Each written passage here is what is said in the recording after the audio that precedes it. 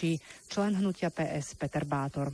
No ak sa dokáže to, čo to zariadenie namontoval do kancelárií zamestnancov, obyčajných bežných zamestnancov, takýto človek si naozaj zaslúži sedieť v pase. Pretože toto je absolútne nemysliteľné, aby sme tu v štáte mali štruktúry a je úplne jedno, či sú oficiálne vládne, alebo je to len jeden zamestnanec, zamestnanec na nejakom úrade, ktorý si dovolí urobiť to, že začne odpočúvať ľudí. Toto sa naozaj nedialo snáď ani za Mečiara. Je to absolútny a brutálny škandál.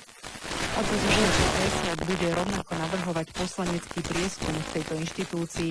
Veria, že tentokrát koaliční kolegovia nebudú chcieť kryť odpočúvanie zamestnancov a prieskum schvália. V štúdiu bola redaktorka Alžbeta Paulíková, teraz je 13 hodín 20 minút.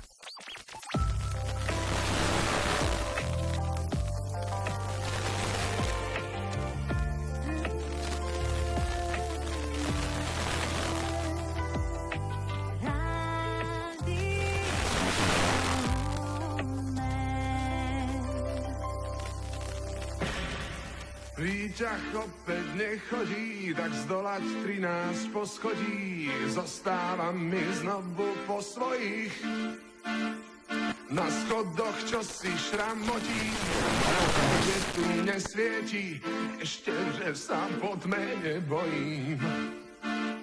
A počuť hlasné stereo, aj výstrahy pred neverou. Kto si čo si vrta v paneloch.